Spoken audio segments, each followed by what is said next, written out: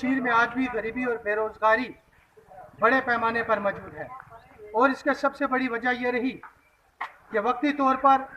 सीमावर्ती के जितने भी इलाके हैं, दूर दराज के जितने भी पिछड़े इलाके हैं,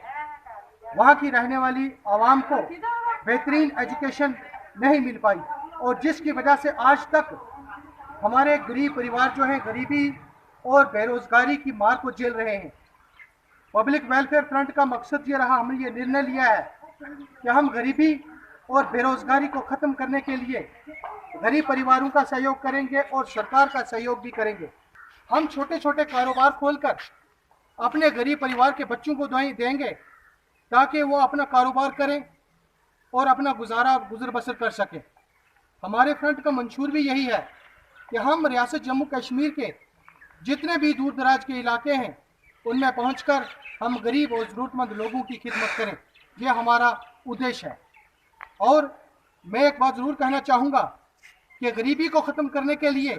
मरकज़ी सरकार ने बेहतरीन योजनाएं जो हैं, पॉलिसियाँ जो हैं, स्कीमें जो हैं लागू की हैं, लेकिन वो स्कीमें कागज़ों तक ही सीमित रही। विभागों के जितने भी दलाल लोग थे उन्होंने अपने असर सूख वालों के साथ मिलकर इन स्कीमों का पूरा फ़ायदा लिया और उन स्कीमों का फ़ायदा जो है वो गरीब आवाम तक पहुंचने नहीं दिया, जिसका बहुत बड़ा खमियाजा हमारी आवाम आज भी भुगत रही है। मैं ये ज़रूर कहूँगा कि गरीबी और बेरोज़गारी को ख़त्म करने के लिए हमें हमारे ज़िला प्रशासन की और हमारी सरकार की हमें ज़रूरत है। मैं उम्मीद रखूँगा कि हमारी प्रशासन और हमारी सरकार जो है वो हमारा ताउन करेंगी ताकि हम गरीब और बेरोज़गार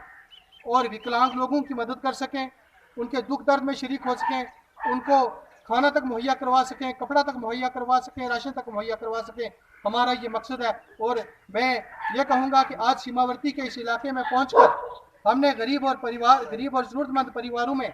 जो राशन वितरित किया, जहाँ से ये राशन आया, जिस घराने से ये राशन आया, मैं सबसे अपील करूँगा कि आप दुआ करें कि उनकी नेक कमाई में बरकत दे अल्लाह ताला और आने वाले वक्त में वो फिर से आप गरीबों की खिदमत कर सकें, आप गरीबों के पास पहुँच सकें।